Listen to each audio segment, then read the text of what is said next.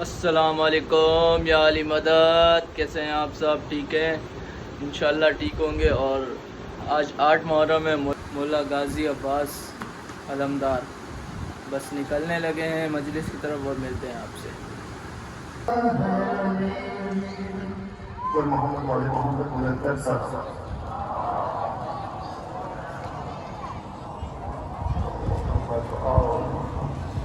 مولا پاس سے مجلس پہ بیٹھے ہیں۔ علی کیا کر رہے ہو بھائی؟ علی مولانا کا ویٹ کر رہے ہیں نا؟ صحیح ہے، چلو جب آتا پھر ملواتے ہیں آپ کو۔ الذين يسعى بصفته حد محدود ولا نعت موجود ولا وقت معدود ولا أجل ممدود۔ جو اتنی مضبوط ہو کہ دشمن جتنی چاہے طاقت لگائے مگر وہ صف یعنی وہ دیوار ٹوٹنے نہ پائے۔ وہ جو مضبوطی ہے، وہ جو استقامت ہے، وہ جو میدان میں ڈٹنا اور جمنا ہے، وہ اتنا روشن ہونا چاہیے کہ اسے اللہ بنیاد مرصوص کہہ کر یاد کرے۔ آج کی مجلس میں جو میں نے ارادہ کیا ہے وہ یہ کہ پہلے تو یہ جان لیا جائے کہ میدان سے بھاگنے کے اسباب کیا ہے۔ صلوات پڑھنا محمد وآل محمد۔ اگر یہ نہیں معلوم ہوگا نا کہ کیا سبب بنتا ہے، ایسے تو نہیں کیوں بھاگے گا جو وہ گیا ہے؟ کوئی میدان چھوڑ کر کیوں جائے گا؟ وہ تو گیا تھا نا، پھر واپس کیوں آ گیا؟ کام نہ تمام چھوڑ کر، نامکمل کام چھوڑ کر اگر کوئی مجاہد واپس آ جائے تو اس کا مطلب یہ نہیں ہے کہ اس کی نیت نہیں تھی۔ نیت تو تھی مگر کچھ ایسا اس کے اندر تھا جس کی وجہ سے وہ میدان چھوڑ کر آ گیا۔ اب وہ جو چیز اس کے اندر تھی جس کی وجہ سے وہ میدان چھوڑ کر آیا، اچھا میرے محترم سننے والوں کو جو آج پہلی دفعہ آئے ہوں یا روزانہ نہ آئے ہوں، ان کے لیے میں کر رہا ہوں کہ ہمارے اس پورے اشرے کا موضوع رہا ہے بنیاد مرصوص، اللہ کے وہ مجاہد جو ڈٹ کر جم کر دشمن کا مقابلہ کرتے ہیں۔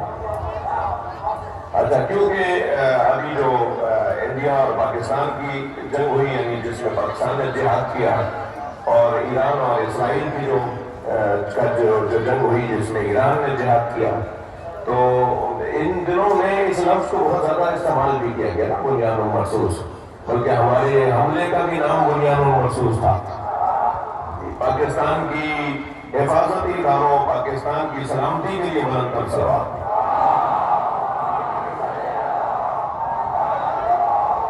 تو یہ جو بنیاد مرصوص کا عنوان ہے نا، اس کے پیچھے آخر یہ نام کیوں رکھا گیا؟ یہ وہ قرآنی مجاہدوں کی کیفیت ہے، مجاہدوں کی قرآنی کیفیت ہے کہ جسے بنیاد مرصوص کہتے ہیں۔ اور یہ میری اور آپ کی عزت ہے کہ جسے قرآن نے بنیاد مرصوص کہا ہے، نبی نے اسے علی کہا۔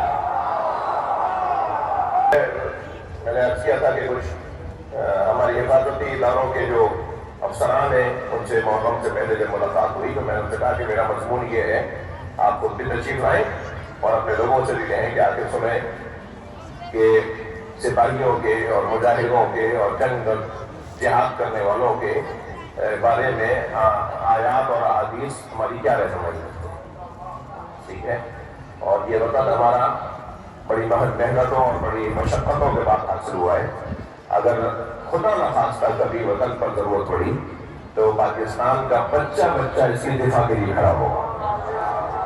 تو جب کسی بھی وقت پاکستان کا بچہ اس کے دفاع کے لیے کھڑا ہوگا تو پھر بچے کو پتا ہونا چاہیے کہ بھاگنے کے کیا نقصان ہے اور میدان میں ڈٹنے کے کیا فائدے ہیں۔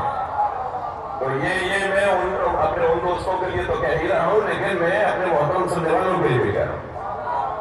تو سب سے پہلا عنوان یہ ہے کہ میدان سے توجہ، میدان سے جانے والا، میدان آدھے میں چھوڑ کے جانے والے کا پہلا سبب ہے ضعف ایمان کی کمزوری۔ اور ایمان مضبوط ہوتا ہے دو موضوعات کو لے کر۔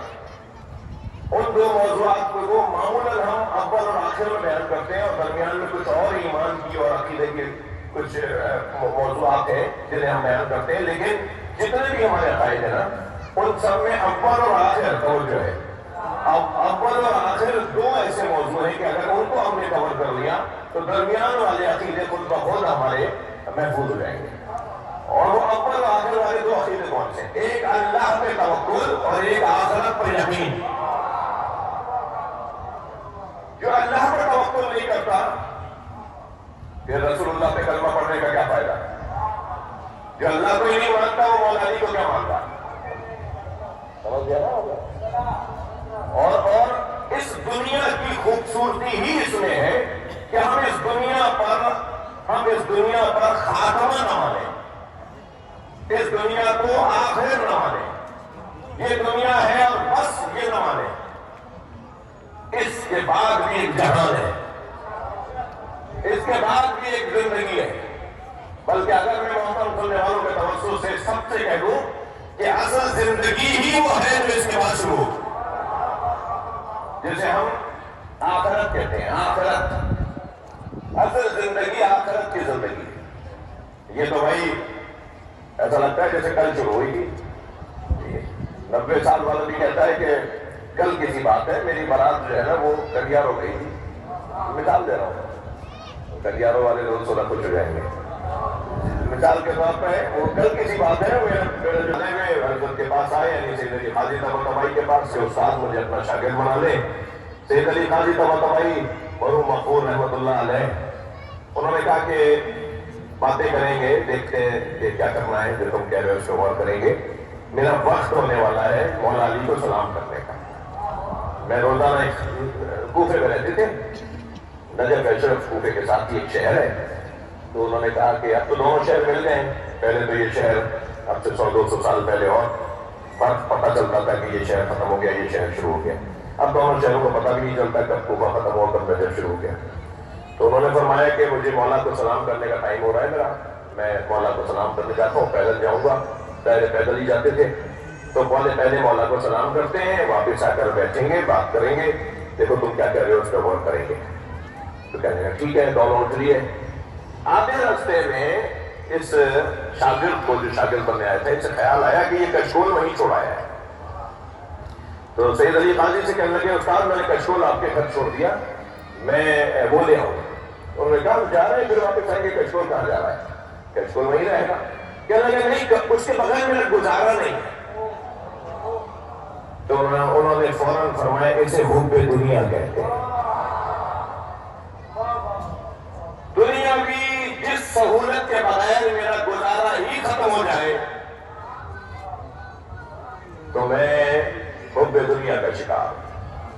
اور جب چاہوں میں اپنی سہولتوں سے ہاتھ اٹھا لوں، جب چاہوں میں اپنی سہولتوں سے ہاتھ اٹھا لوں تو سمجھیں کہ میں حب دنیا کا شکار نہیں.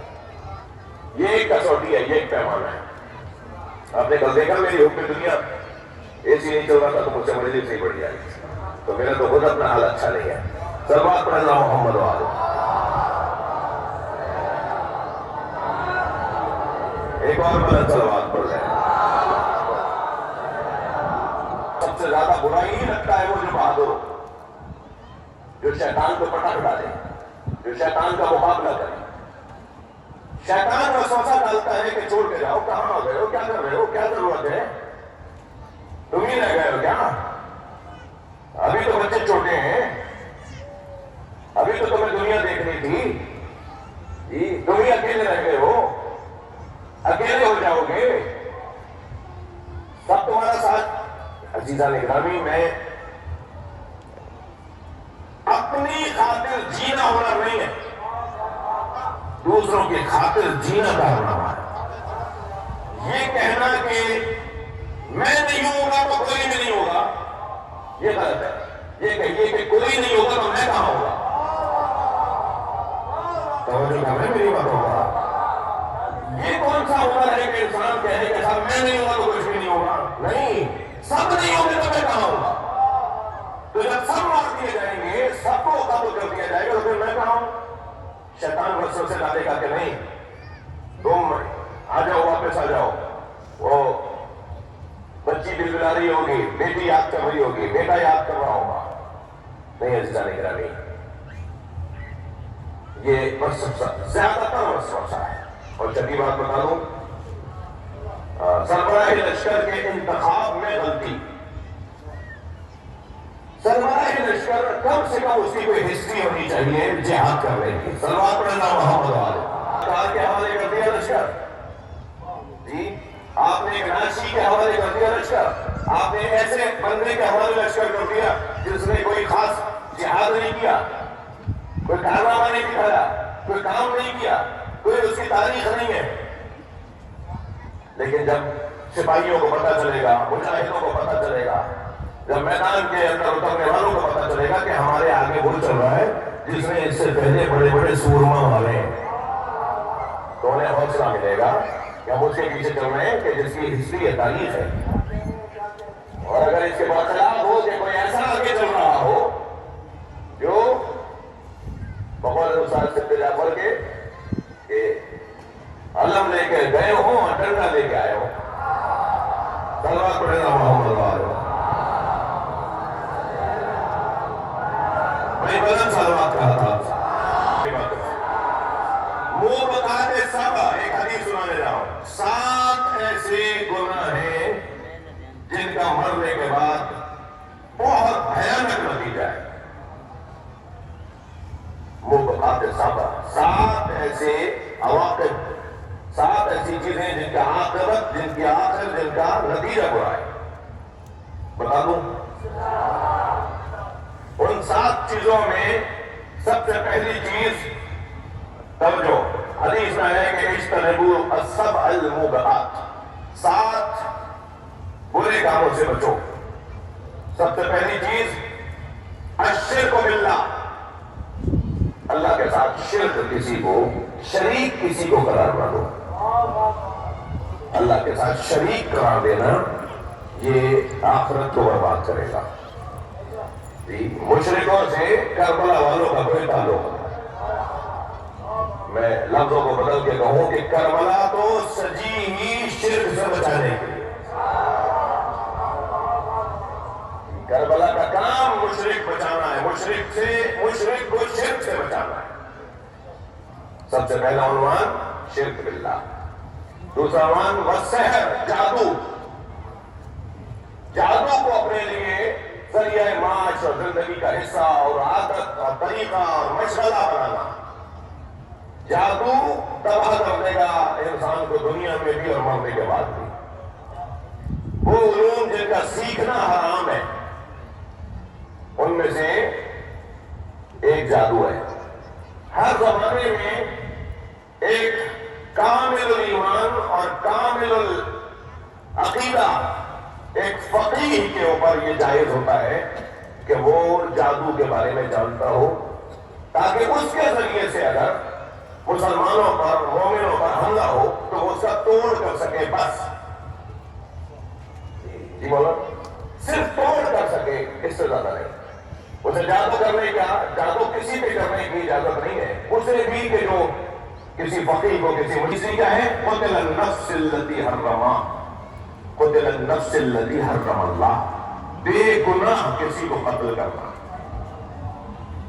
مار دیا، کوئی بات ہی نہیں، مروا دیا، مار دیا، یا مبشر ہے یا مسبب، یا خود مار رہا ہے یا مروا رہا ہے. یہ وہ بتاتے سب میں سے خفا نہیں ہوں سے. آپ ربا، سود، دیکھیں ہر سود ربا نہیں ہے، مگر ہمارے ہاں ربا کو سمجھانے کے لیے لفظ سود استعمال کرتے ہیں. ہر سود حرام نہیں ہے. سود فائدے کو کہتے ہیں. ٹھیک ہے، فائدہ، اس سے کوئی فائدہ ہوا آپ کو؟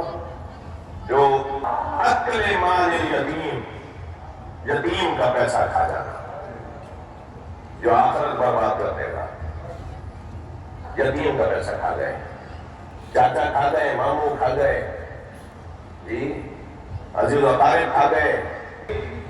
اور وہ یہ ہے کہ جس کو، بلکہ شدید چیز ہے قذف المحصنات، شادی شدہ لوگوں پر جنسی تعلقات کی تہمت لگانا. یہ ان گناہ کبیرہ میں سے جس کے بعد آخرت میں اور مرنے کے بعد سخت ترین عذاب ہوگا. اور ساتویں چیز جس کی خاطر میں نے آپ کو 6 چیزیں سنا دی. صلوات پڑھیں محمد. हो रही है। एक और सलवात पढ़े मोहम्मद वाले। सुनिए, सातवीं चीज जिसकी खातिर मैंने ये 7 चीजें आपको सुना दी। 7वीं चीज है मैदान से भागना। सलवात पढ़ने जाओ मोहम्मद वाले। या अली मदद। मिलते हैं नेक्स्ट व्लॉग में। अल्लाह हाफिज़। जाओ कर लो। अल्लाह हाफिज़।